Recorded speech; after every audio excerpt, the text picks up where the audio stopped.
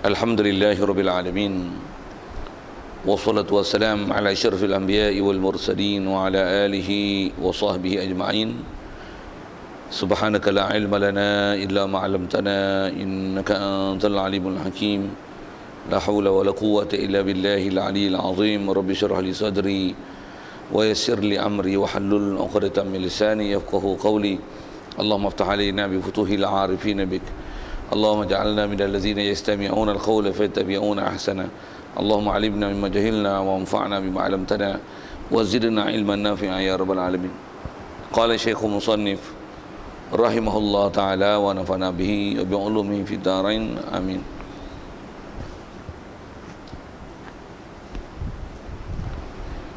Kita di muka surat 8.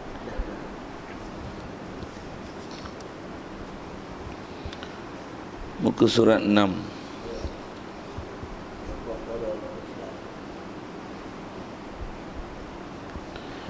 Kata Muhammad Rahimahullah Ta'ala, soal berapa perkara rukun Islam? Jawabnya, rukun Islam itu 5 perkara.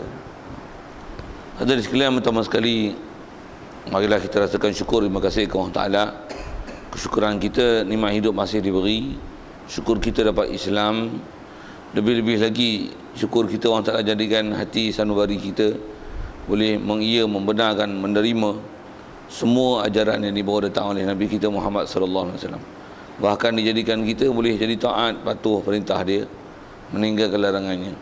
Syukur banyak-banyak Allah Ta'ala jadikan kita nikmat di atas Islam, dan dengan membenarkan di hati itulah dikatakan iman. Dan syukur kita Allah Ta'ala jadikan kita dalam keadaan sihat dan ada lapang masa, serta diberikan kita keupayaan untuk boleh hadir untuk menantikan solat Jumaat tengah hari ini, dan diberikan kita limpah kurnia untuk boleh kita bertemu dan masih lagi berada dalam bulan Ramadan, dan insya-Allah kita manfaatkan masa yang ada ini untuk meneruskan bacaan kitab daripada kitab Paku Iman. Insya-Allah kita dalam masjid ni ada peluang mendapatkan iktikaf ke kita. Kalau tak niat lagi, main niat sama-sama. Sediat syarat untuk sahkan ibadat. Jadi iktikaf adalah ibadah. Jadi kalau tak niat lagi, lafaz niatnya saja aku iktikaf dalam masjid ini kerana Allah Ta'ala. Dengan hadirkan di hati kita kesengajaan berada dalam masjid itu atas makna iktikaf untuk mencari ridha Allah Ta'ala, maka insya-Allah berada dalam masjid ni saja pun dah dihitung oleh Allah Ta'ala sebagai pahala. Dan insya-Allah sepanjang berada kita dalam masjid ni, Allah Ta'ala hitungkan sebahagian daripada amal soleh kita. Amin. Baik, kata Muhammad Rahimahullah Ta'ala, soal berapa perkara rukun Islam. Hadirin sekalian, apa yang kita nak sambung ni, kalau ikut masih kita bicarakan di atas tajuk Islam, yang antara lain kita punya pelajaran yang lepas kita telah lihat apa dia takrif yang telah disebut oleh ulama dalam mengertikan dan mendefinisikan Islam itu. Yang antara lain katanya Islam itu adalah mesti dengan mengaku lidah. Mengaku lidah tu nisbah orang kafir, dia mengaku lidah mengucap kalimah syahadah. Yang kita dah Islam ni mengaku lidah yang mesti untuk nama Islam adalah mengaku lidah, mengiya dan membenarkan, menerima semua perkara yang dibawa datang oleh Nabi kita Muhammad sallallahu alaihi wasallam tanpa ada apa-apa yang kita bangkang. Adapun mengucap kalimah syahadah, macam mana ada kita bicara dulu, mengucap kalimah syahadah nisbah kita yang mak bapak kita Islam ataupun salah seorang daripada mak ayah kita adalah Islam. Bab Islam ni kita dah jadi Islam. Cuma untuk mengekalkan status quo sebagai orang Islam, itu bahasa moden sikit lah.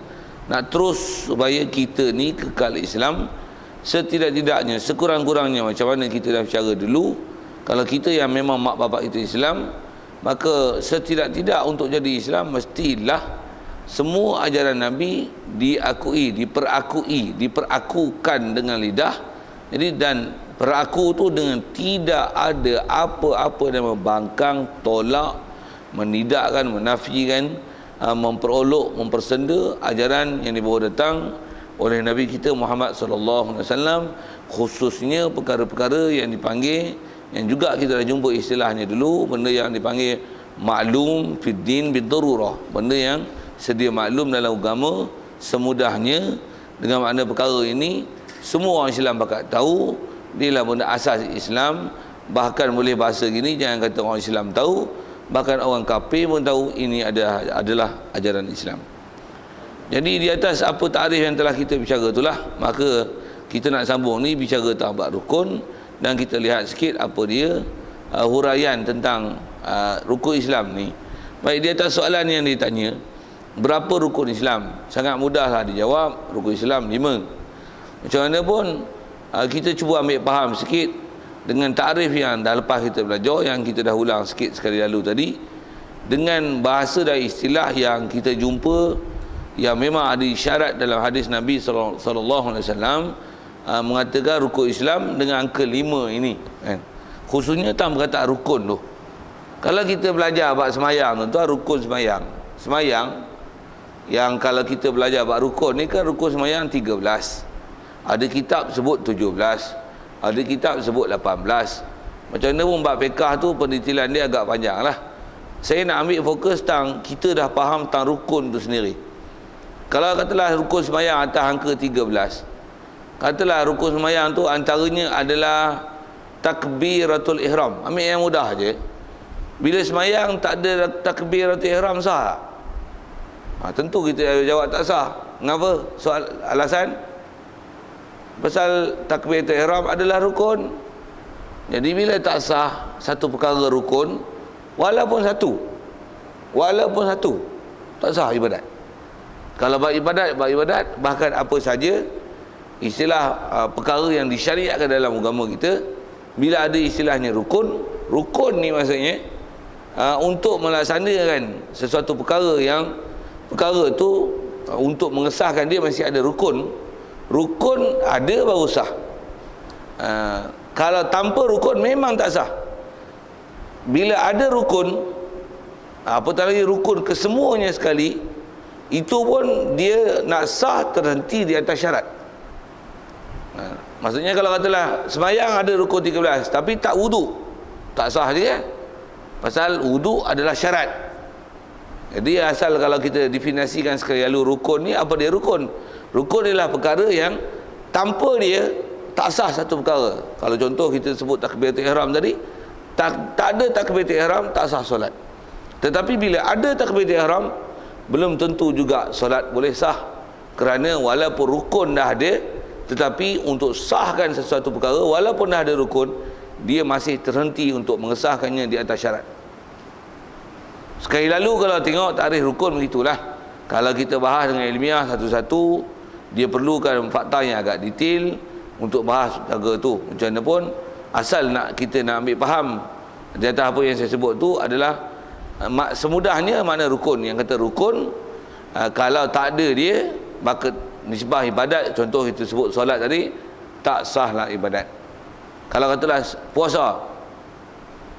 puasa hari ni tak ada niat rupanya malam tadi, macam mana? Tak sah puasa. Pasal apa? Niat adalah rukun puasa. Okey, siap. Baik, atas kita bicara Islam ni, rukun Islam berapa? 5. Bila katalah seorang tu dia dah Islam, cerita tentang tu dulu, dia dah Islam, dah mak pak dia memang Islam, tapi sekarang ni bila kita suruh mengucap, dia mengucap pun tak boleh. Soal, dia Islam ke kafir? Tarikh hari tu kita ada bicara dah. Cuma hari ni kita nak belajar tentang rukun tu. Cuba jawab nak. Dia orang Islam ni, tapi dia daripada kecil tak pernah dapat didikan agama, katalah gitu, dah dia terabai sikit. Mak ayah pun mati dah, anak yatim piatu lah ni. Balik-balik dah ni, umur pun kat 30 dah. Menikah dah lagi. Tapi bila tanya, mu boleh mengucap tak? Mengucap. Pedia tu. Sampai tak kerti tengah tu lah. Soal, sah tak Islam ni? Tak. Pasal apa tak? Pasal syarat rukun dia mengucap kalimah syahadah. Betul ke jawapan tu? Jawab dah. Betul ke jawapan tu? Ada jawapan lain tak? Kalau saya tanya betul ke jawapan tu, betul ke orang Melayu kita memang mak pak Islam, tapi jahil tak erti bab agama sampai nak mengucap kalimah syahadah tak tahu. Tak sah Islam sebab tak boleh mengucap kalimah syahadah. Macam tu kah hukum? Macam tu kah hukum? Orang tak duk pegang macam tu kah? Mu tak boleh mengucap, kafir. Hukum macam tu kah? Pasal mak pak dia Islam ni. Kita cerita ni mak pak dia Islam. Kita tak cerita hak pak puak kafir tak masuk Islam gitu. Sehari pun nak sebut tu lah. Okey. Nak cerita hak ni, hak dah Islam dah melalui mak pak dia, tapi jahil lah, tak kerti agama, sampai nak ucap pun tak boleh. Tak kerti apa. Macam kalau katalah satu masa dulu kita tengok di Malaysia ni, di Malaysia, dalam dunia ni ada peristiwa dulu, bagaimana peristiwa apa? Bosnia Herzegovina. Ada cerita kena bunuh lah apa-apa dulu tu. Yang penduduk Bosnia pada zaman tu yang kena bunuh tu, umat Islam dia jahil dengung bab Islam ni, sampai minum arak ni biasa, jangan kata minum. Rumah dia, setiap rumah orang Islam ada mini bar. Maksudnya ada mini bar. Bar ni tempat jual arak lah, tapi bukan kedai. Maksudnya dia ada ruang kecil tepi tu, botol arak bersusun. Ada istilah mini bar. Maksudnya mu nak minum arak, bukan arak apa mu tak. Tuan, umur orang Islam, tanya dia, mu Islam? Yes, I'm Muslim. You know Islam? You tahu syahadah? Syahadah. Pasal apa you Muslim? Tu dia tunjuk. Ada Allah, ada Muhammad, ada Bismillah. Soal tadi, kafir ke dia mana ni? Pasal mengucap pun tak boleh. Macam tak wani nak jawab. Kalau ikut tak kafir. Tak kafir. Untuk masuk Islam, Islam. Tapi Islam jahil tu memang kena kata lah. Jahil ke jahil sikit-sikit, jahil dengung langsung. Macam mana pun kafir kah? Tak. Untuk tak mengucap kalimah syahadah, tak syarat untuk dia mengucap kalimah syahadah untuk jadi Islam. Pasal dia dah Islam melalui mak bapak dia. Untuk kan Islam ni rukun, dia mengucap kalimah syahadah. Yang ni yang ambil faham ni. Dalam bab Islam, rukun Islam bukan makna rukun. Dalam bab Islam, rukun Islam tu bukan makna rukun. Hatta dalam bab mengucap kalimah syahadah sekalipun, kalau orang yang dah memang Islam dengan sebab mak bapak dia Islam, maka rukun Islam itu, rukun Islam yang 5 tu, dia bukan makna rukun. Makna bukan makna rukun. Sebut panggil rukun, tapi makna dia bukan makna rukun. Kalau kita beralih sikit ke selain pada syahadah tu, bab sembahyang, orang Islam tak sembahyang, kafir tak? Jangan silap jawab. Tak sembahyang jadi kafir tak? Tak. Panggil apa? Kita panggil apa? Berdosa saja. Fasik, berdosa. Kalau bahasa Arab dipanggil asi. Orang dahaka dengan Allah Ta'ala. Kafir kan? Okey. Kenapa tak kafir? Sedangkan sembahyang rukun Islam. Kalau rukun tadi faham macam mana? Tak sembahyang, rukun Islam tak ada, betul? Kafir lalu. Tapi tak hukum kafir. Baik, soalnya tadi, kenapa tak hukum kafir sedangkan sembahyang rukun Islam? Jawapan dia lah tu, kerana rukun dalam bab rukun Islam, rukun bukan makna rukun. Habis itu rukun makna apa? Rukun dengan makna perkara besar, bukan dengan takrif yang kita sebut sekali lalu tadilah. Macam mana takrif fiqh yang kata kalau tak ada dia maka tak sah satu perkara, ma yalzamu min adamihi adamul hukmi. Benda yang terlazim, kalau tak ada dia maka akan lazim daripada dia.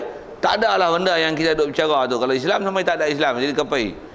Wala yalzamu, tapi tak lazim, min wujudihi, daripada ada dia adalah wujudul hukmi. Tak semestinya bila ada dia, ada perkara tu, kerana dia terhenti pula untuk ada dia dan sah dia di atas syarat.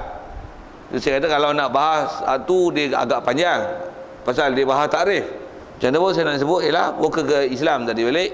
Tak kata rukun tadi. Jadi rukun Islam memang kita dah biasa dengar 5. Cuma kita rasanya kalau tak belajar elok-elok, kita tak biasa dapat penjelasan kata rukun Islam tu bukan makna rukun. Sedangkan rasanya hukum kita sedia maklum. Kalau saya tanya inilah, orang tak puasa kafir tak? Memang kita semudahnya kita akan jawab apa? tak kafir, cuma berdosa. Baik, cuma kalau orang soal balik, pasal apa tak kafir sedangkan puasa rukun Islam? Bila rukun Islam, tak puasa kafir lalulah pasal tak ada rukun.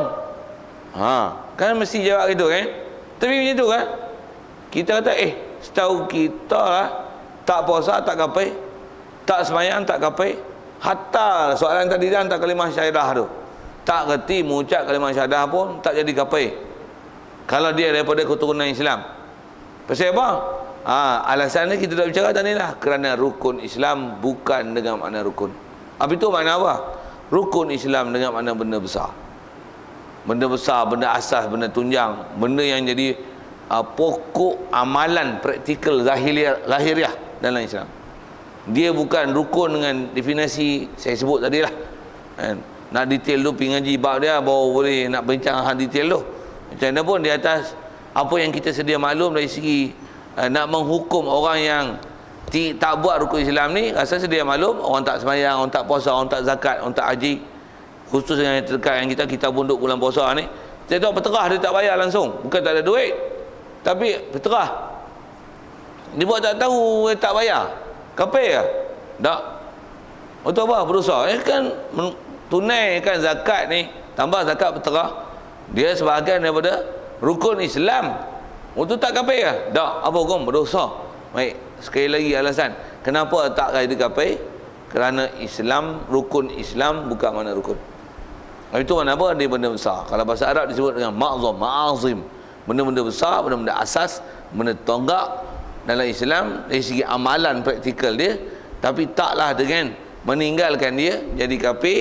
Tu pun balik macam mana kita dah belajar lepas, tak jadi kafir ni selama-lama dia memang iktiraf benda tu wajib, dan dia tak pelekeh, perolok, persenda dan tolak nafikan hukum tersebut. Macam mana kita dah belajar lepas. Jadi di atas syarat kata dia masih, di atas kata dia masih Islam dengan syarat dia tak nafi, tak tolak. Satu, kalau ada orang tak sembahyang, kita tanya dia, sembahyang wajib tak? Dia kata wajib. Tak sembahyang berdosa weh. Itu mu tak sembahyang siapa? Aku tak sembahyang, aku malas. Tapi sembahyang wajib. Memang hukum ni berdosa lah kata. Dan kena ikhtiar kan macam mana supaya dia ni boleh tak tinggal sembahyang. Yang tu satu hal tang kerja. Kita duk bicara ni tang status. Begitu juga kalau orang tak puasa, tangkap dia. Pasal apa? Pasal apa? Mungkin mu tak puasa. Lapar lah. Wajib tak puasa? Wajib tak kata wajib. Puasa Ramadan weh. Semua orang pakat tahu wajib, takkan kata tak wajib. Mu tak puasa siapa? Lapar lah. Dah biasa duk makan. Mungkin nak puasa payah. Kerja banyak. Macam-macam lah alasan dia beri. Tapi dia iktiraf tak wajib tu wajib. Ya. Jadi masih Islam. Berdosa lah.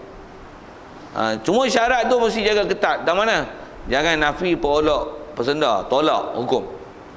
Kalau dia kata puasa, tak wajib ke aku? Puasa.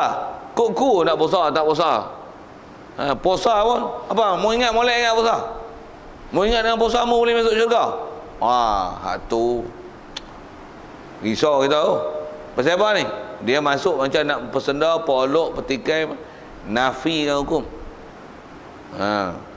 Yang tu yang kalau nisbah itu pun rasanya saya ada sebut ni tuan-tuan, apa dia? Yang ni yang tahap kita sangat takut kat orang Islam kita. Yang mana? Khususnya kita bicara tentang rukun Islam ni. Orang Islam kita yang sampai tahap dia rukun Islam pun tak reti. Nisbah tak reti tu antaranya sampai mengucap pun tak boleh. Kalau nisbah amalan sampai sembahyang pun tak ada dalam kehidupan dia, tak sembah orang Taala. Yang kita paling takut tentang mana? Bukan saja tak sembahyang, tak pandai mengucap.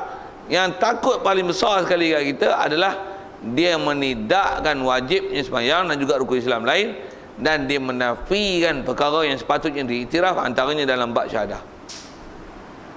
Kita paling takut tu. Pasal kalau katalah dia sampai jahil tak reti mengucap kalimah syahadah, dia tak nafi, tak bangkang, perolok sikit pun dalam bab hukum Islam, mati masih hukum Islam. Kita mandikan dia, sembahyang dengan dia, kapan dengan dia, doa untuk dia. Mayat-mayat mandi, kapan sembahyang, Allah maghfirlahu warhamhu.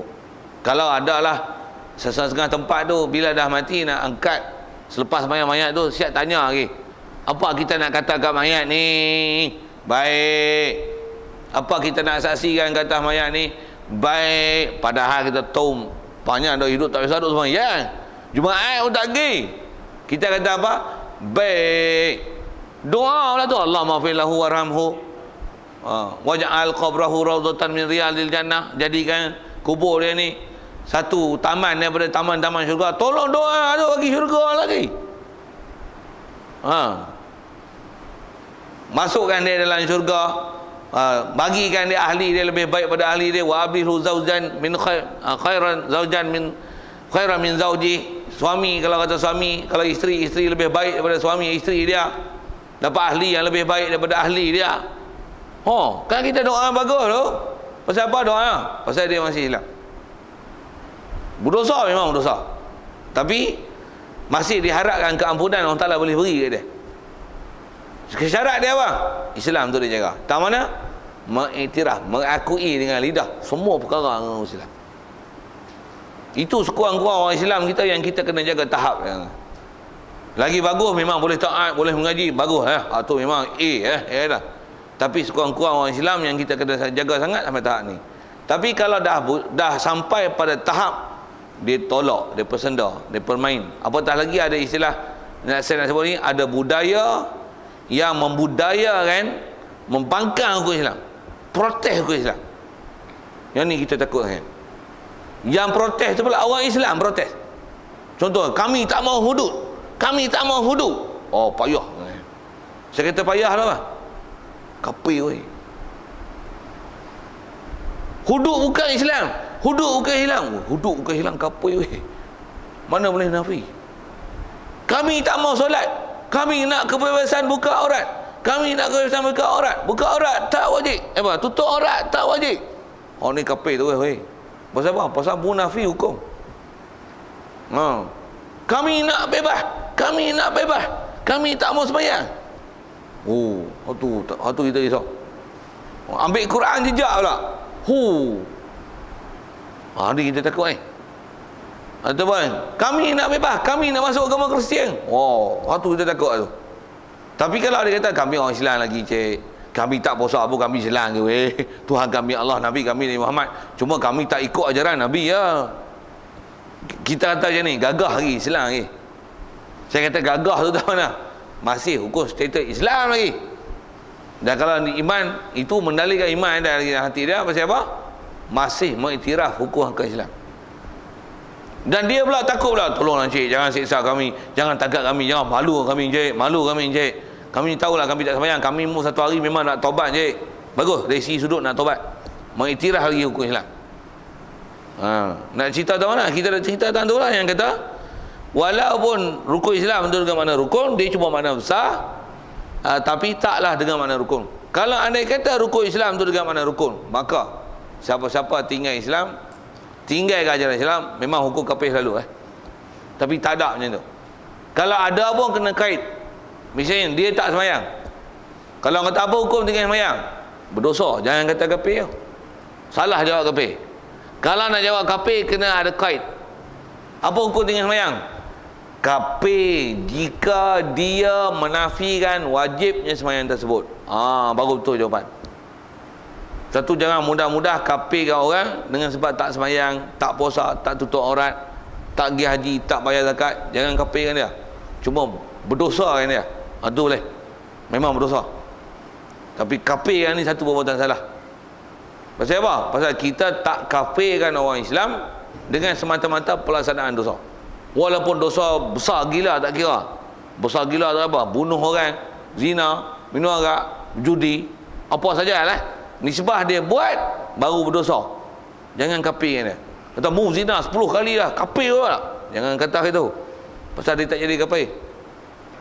Berdosa memang berdosa lah. Dia pun kata memanglah aku salah, aku nak tobat ni, aku nak tobat lah ni. Maksudnya dia masih ada iman, masih ada malu, masih mentirah benda tu salah. Tapi kalau dia ada benda-benda yang istilahnya menghalalkan perbuatan dia, sikit saya nak bagi contoh tuan. Pasal zaman ni yang saya kata tadi, kita takut sangat kalau orang muda kita dia jahil dalam bab Islam, tak mengaji, yang sampai tahap dia menghalalkan benda-benda yang haram, ataupun dia menafikan wajib pada perkara-perkara wajib. Itu kita takut. Misalnya kalau contoh bab zina, zina memang haram, semua orang berkat tahu haram belakang, katalah dia ini dapati salah perbuatan tu, kita zina tak boleh, salah, dosa, dia tak apa, zina ni yang haram berdosa kalau paksa dia, kalau suka sama suka tak apa. Tu kafir. Kita nilai sikit pasal apa kafir? Ya, bagi faham. Pasal tak apa tu. Pasal kalau ikut suka sama suka pun masih hukum zina, masih hukum zina. Dia kata suka sama suka halal, tak apa tu kafir. Pasal apa? Menghalalkan zina. Hak tu lah kita takut. Hak tu takut. Takut tu pasal apa? Pasal kafir. Hak tu tanpa khilaf ulama. Hak tu takut. Yang kafir ni sebab dia bercakap tu suku. Satu. Dan dia boleh jadi kafir juga bukan dengan sebab bukan nanti dia cakap, tapi dia intikad. Hak tu kita takut. Takut mulut ni dia kata lah memang salah, tapi dalam hati dia, hati kecil dia kata, aku zina pun suka sama suka. Dalam hati dia tak apa. Mu kata tak apa dalam hati. Mu kafir di sisi orang Taala walaupun mu Islam di sisi orang Islam. Kita takut ni kan. Kita takut budaya dalam masyarakat kita ni. Maksudnya kalau kata dah ada budaya yang istilahnya boleh mengubah akidah yang benda haram jadi halal, yang ni penyakit besar dalam masyarakat. Kalau tak semayang apa tu, dia memang penyakit tu pun besar dah. Tapi sampai mengatakan, kalau contoh saya sebut ni tentang masalah zina tu, sampai dia kata suka sama suka tak apa. Jadi dia menghalalkan zina dengan syarat suka tu. Tu kafir tanpa khilaf. Tu kafir tanpa khilaf. Itu sagi contoh zina. Satu lagi, minum arak. Cakap minum kata dia mabuk-mabuk pening. Kenapa mau minum arak? Aku tahu lah minum arak haram, tapi aku suka lah. Sedap lah. Dia kata sedap lah apa tu, dia kata sedap, dia tak nak ubah hukum. Memanglah minum ni mabuk, tapi mabuk feeling sedap, nampak surga. Yalah. Cakap pula okey tak ada, tengah duk mabuk masih silang. Cuma berdosa memanglah, salah besar lah. Tapi jaga ni dia minum arak, tanya dia, mau minum arak siapa? Minum arak kan sikit, tak mabuk tak apa. Saya minum macam tu je, sikit je, saya tak minum banyak. Minum sikit tak apa, satu kafir. Pasal apa? Tak ada khilaf ulama, walaupun sikit pun tak mabuk. Tapi memang istilahnya minuman tu memabuk kan. Mu kata tak apa tu, sikit tak apa tu kafir. Kita takut tu. Dan jangan tak tahu, zaman kita ni zaman orang dah sampai tahap macam tu. Dia jahil dengan Islam ni sampai dia menghalalkan. Satu, kita takut dulu. Satu masa dulu benda tu heboh sampai lani pun, saya pun sering sebut benda tu, yang kita tak pernah dengar pula orang yang sebut benda ni ditarik balik kenyataan dia. Dia kata apa? Ni lani dia Menteri Jabatan Perdana Menteri lah dia, Dr. Masyitah tu lah yang disebut dulu tu. Dia kata apa? Ibu tunggal boleh. Dia kata boleh, harus menjual maruah dia untuk menyara anak dia. Dia kata haruh tu maksudnya menghalalkan zina. Pula tu daripada ibu tunggal. Ibu tunggal maksudnya, kalau istilah dalam fiqh, istilah Quran dia panggil muhsan. Muhsan ni kalau ikut boleh rejam sampai mati. Dia kata haruh. Mutak ni. Kalau dia cakap tu suku, hak sokong. Kami sokong, kami di belakang Datuk. Ini kita takut. Saya kata takut tu pasal dia jatuh hilang. Tambah dosa suku. Ni pasal jatuh hilang. Boleh jadi murtad ni, naudzubillah. Itu kita sebut masih lagi ke bab zina. Satu lagi. Antaranya riba. Riba memang haram kan. Tak ada siapa boleh bagi halal riba. Pasal perkataan riba, istilah riba dan hukum riba ni perkara yang sangat jelas dalam Quran.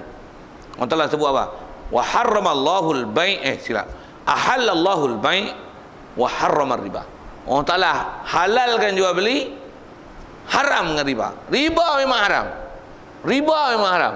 No. Nanti kita takut sampai tahapnya ni tau. Katalah manusia lah ni kan duit tak ada, tapi boleh hutang. Bila hutang ni akan melibatkan riba. Memang riba kan. Kalau dia kata hutang tak pasal, hutang lah payah gini. Nak rumah lah duit yang kena riba kan.